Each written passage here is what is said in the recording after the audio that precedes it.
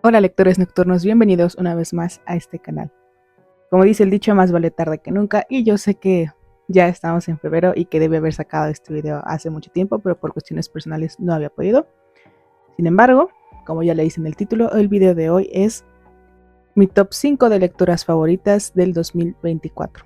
Usualmente no suelo leer únicamente lecturas de terror, gótico, policíaca y demás, sino que también novela histórica, pero para efectos de este canal me voy a centrar únicamente en esos géneros. Pero antes de comenzar, por favor suscríbete para que no te pierdas ninguno de los siguientes videos sobre reseñas y recomendaciones de literatura gótica, policíaca, novela negra, de misterio, suspenso y demás, porque estoy segura de que aquí vas a encontrar tu siguiente lectura favorita. Y no olvides seguirme en mis redes sociales que te estaré dejando en la cajita de descripción. Ahora sí, empecemos con este top. El número 5 se lo lleva La pequeña Eve, de la autora estadounidense Catriona Ward. Este libro trata básicamente sobre una secta familiar que viven en una isla remota en Escocia, aislados de la sociedad, aunque también salen para comprar y vender ciertos artículos y para que los niños de esta familia puedan asistir a la escuela. El libro comienza cuando se descubre que los 7 miembros de esta isla fueron asesinados y mutilados, pero misteriosamente hay una sola persona que es la sobreviviente de todos ellos, y ella es quien afirma de que fue Evelyn la causante o la autora original de estos homicidios, pero que de cierta forma al intentar escapar de las autoridades ella se ahogó. Entonces esto queda en teoría impune. Sin embargo, conforme se va desarrollando la historia, no solamente descubrimos la macabra verdad que hay detrás de estos homicidios, sino que también nosotros como lectores podemos ir sacando nuestras conclusiones de lo que pasó verdaderamente para que se llevaran a cabo estos crímenes. Luego de que se hace el descubrimiento de los cuerpos, bueno, entonces el libro empieza a narrarse desde la perspectiva de Evelyn en presente, y también tiene algunos otros capítulos narrados desde la perspectiva de Dina en los juicios, el juicio al que fue sometida, cómo la trataba la gente, etc.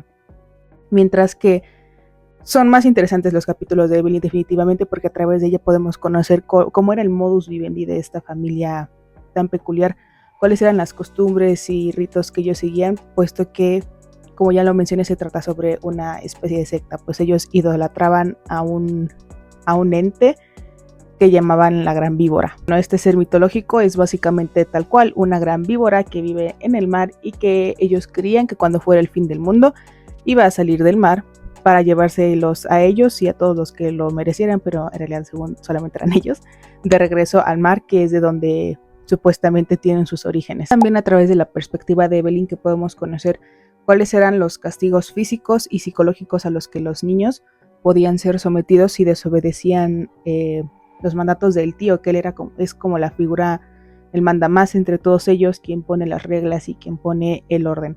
Entonces también podemos ver cómo el cambio de este personaje, de que pasa a ser una niña dividida entre sus creencias con las que creció y también sus placeres mundanos, un libro sobre especies de animales que le fascina. Entonces vemos este cambio de ser esta niña dividida a después ser una mujer o una adolescente completamente entregada a estas creencias, cueste lo que cueste, para intentar mantener en orden, a raya a todas las personas a su alrededor y para mantenerlas a salvo, sin importar que los castigos físicos y psicológicos que ella implemente sean más severos que los que el tío impone.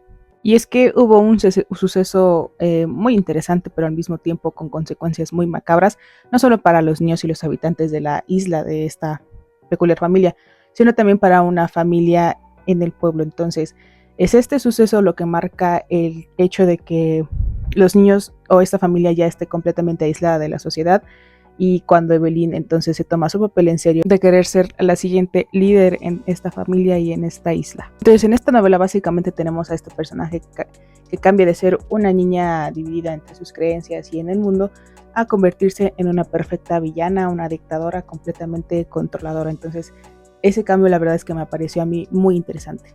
Algo que nos ayuda a esta novela a nosotros como lectores es que nosotros podemos ir sacando nuestras conclusiones de lo que pasó, puesto que aunque se divide en estas dos perspectivas de Evelyn y la de Dina la sobreviviente, no vienen en orden cronológico, es decir, se intercalan los capítulos, y aunque pudiera parecer algo confuso, en realidad esto no lo hace difícil de leer, sino todo lo contrario, te mantiene más enganchado por saber qué fue lo que pasó verdaderamente, al tener estas dos perspectivas que te nutren a ti como lector para querer resolver el misterio. Otra cosa interesante que tiene esta novela es que no solamente nos revelan el misterio y ya se acabó, no, sino que todavía tenemos unos cuantos capítulos pequeños para conocer bien el desenlace de nuestros personajes.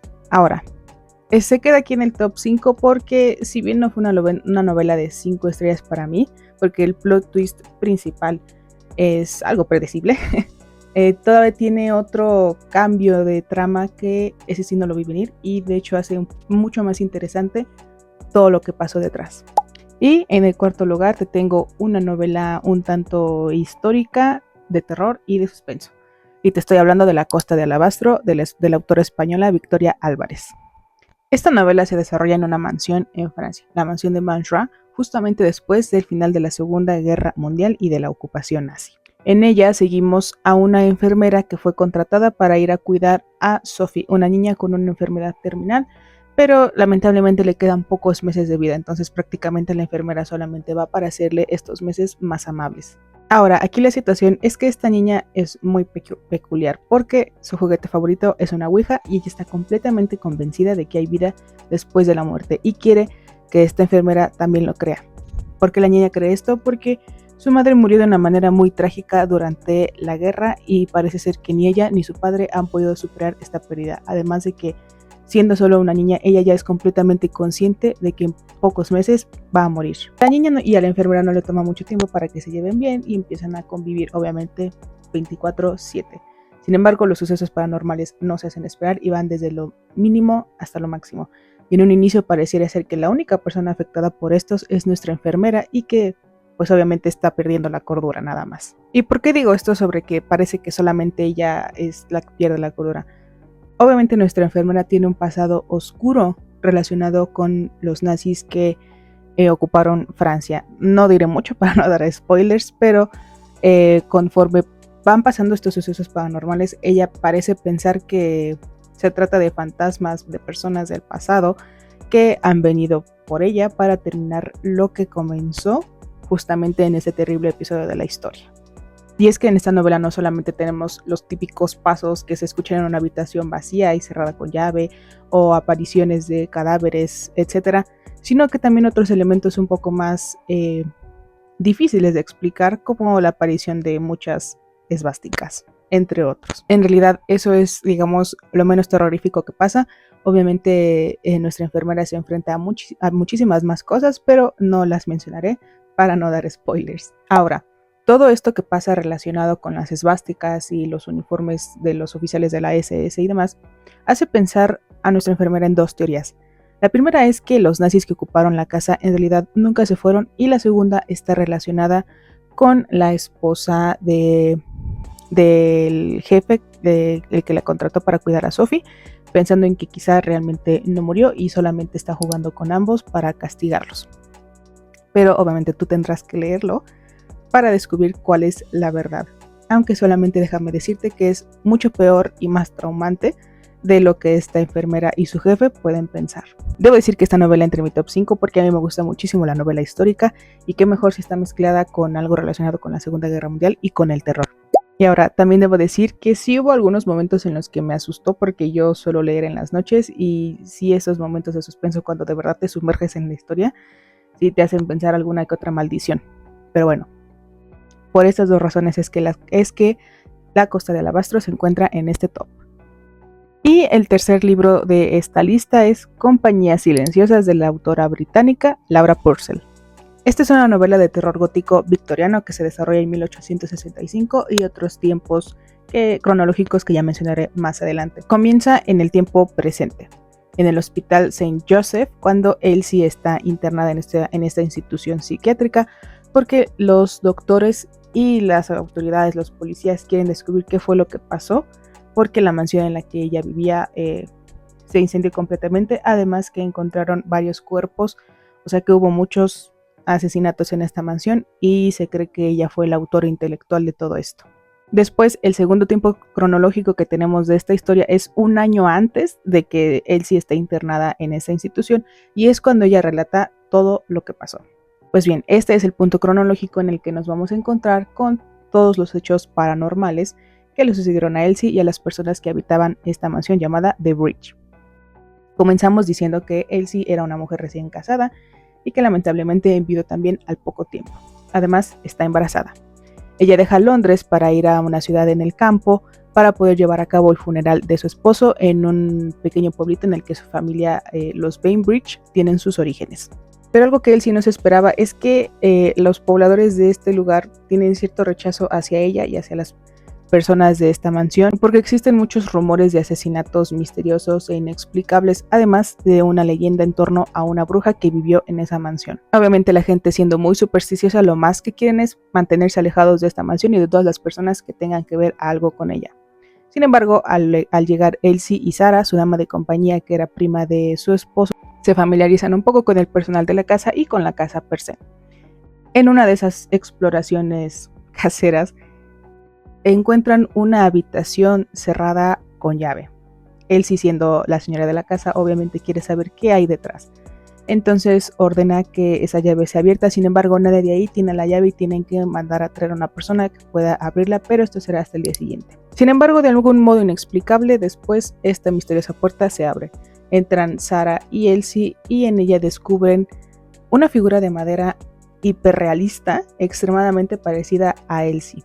Además de dos diarios antiquísimos, aproximadamente de 1635, si no recuerdo mal la fecha, pertenecientes a Anne Bainbridge, la mujer que vivió obviamente en esta mansión muchos años antes.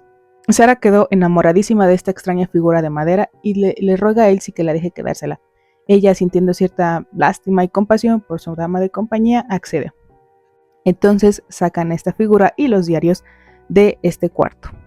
Y es aquí donde comienza la maldad, porque a raíz de que sacaron esta extraña figura, conforme pasan los días empiezan a aparecer más de estas extrañas figuras de madera con diferentes personajes, no solo personas desconocidas, sino también personas conocidas para Elsie transformadas en estas rarísimas figuras. Lo más extraño que hay en torno a ellas es que mientras más aparecen, empiezan a suceder misteriosas muertes, y muy violentas por cierto, para el personal de la casa. Poco a poco, uno a uno, van perdiendo la vida. En un inicio parecieran ser simples coincidencias, simples accidentes, aunque alguna de estas mujeres llega a tener sus sospechas de que en realidad lo que está causando todo este mal son las compañías silenciosas, las figuras de madera.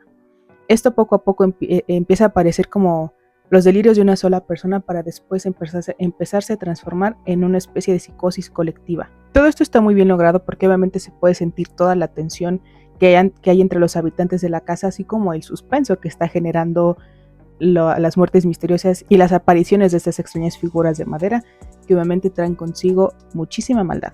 Y ojo, los diarios no los mencioné solamente porque sí, sino que también juegan un papel muy importante en esta historia porque este es el tercer punto cronológico del que hablaba. Entonces aquí sí se explica el origen de la maldad que hay en esta mansión y en estas figuras desde la perspectiva de Anne Bainbridge. Al igual que con la pequeña Eve, esto en realidad no es confuso de ninguna manera, porque de hecho al inicio de cada capítulo te dice de qué va. O sea, Elsie 1865, Anne Bainbridge 1635 y así. Entonces no es confuso y de igual modo te permite a ti ir hilando, sacar conclusiones. Y como a mí me pasó, yo saqué conclusiones antes de tiempo, pero justamente en los últimos párrafos del libro, ya en lo último, cuando nos están descifrando qué fue lo que verdaderamente está aconteciendo o cómo es que va a concluir la novela. Entonces yo hice, la verdad, corajes antes de tiempo, me adelanté, pero todo se explica al final. Literal, la última palabra del libro. Y ahora sí, vamos con el segundo lugar. Y se encuentra Gótico, de la autora méxico-canadiense Silvia Moreno García. Este libro se desarrolla en México en la década de 1950 y comienza con Noemí Taboada, que es una joven de la alta sociedad mexicana. Es una joven muy alegre, divertida, siempre sale a fiestas, no se toma nada en serio al parecer, y después misteriosamente recibe una carta de su prima Catalina, que acaba de casarse, y en ella acusa a su esposo de querer envenenarla. Lo raro aquí es que la carta de Catalina tiene muchísimas incoherencias. En realidad pareciera más como un delirio de las enfermedades en las que su esposo excusa estas acusaciones por parte precisamente de estos delirios de fiebre. Pero esto no deja más tranquilos al papá de Noemí y a Noemí. Entonces ella decide ir hasta Hidalgo para visitar a su prima y asegurarse de que sí está bien. Entonces Noemí deja la lujosa Ciudad de México para dirigirse a Real del Monte, Hidalgo, hacia la casa de su prima, la mansión Doyle, donde está su esposo Virgil, el primo de su esposo, su tía, su padre y otros personales que trabajan en la casa. La sorpresa es que al llegar obviamente se encuentra con algo muy diferente a lo que es la Ciudad de México, tanto en el clima como en lo social, en lo que los entretenimientos que puedes encontrar. Pues esto es meramente un pueblito, muy nubloso por cierto y frío, sobre todo la mansión Doyle. Y aquí algo de lo más raro es que Noemí no puede ver a su prima como ella quisiera, sino que sus visitas están limitadas a media hora aproximadamente y no todos los días. Y además que están controladas por la tía de su esposo. Si de por sí esto ya es bastante raro, ahora súmale que conforme Noemí va pasando más días en esta casa, empieza a tener unas visiones, unos sueños muy extraños sobre una mujer y un homicidio múltiple. La cosa es que esta extraña mujer no solamente le muestra a Noemí este homicidio múltiple, sino que también intenta mostrarle cosas del pasado y al mismo tiempo advertirle lo que puede pasar si ella se queda mucho tiempo en esta casa. Para el colmo de sus males, como si se tratara de que en realidad la están envenenando, ella empieza a sentirse más aletargada cada vez, puede percibir una extraña bruma en la casa y aunque lo intente en realidad no puede alejarse mucho tiempo de esta mansión. También de cierto modo nota que el personal que trabaja en esta gran mansión son más como zombies que personas autónomas y que las personas que están alrededor del patriarca de esta familia, que es el padre del esposo de Catalina, de Virgil Doyle, están más a su merced, no tanto como la figura que impone, sino más bien como si lo estuviera bajo cierto control mental.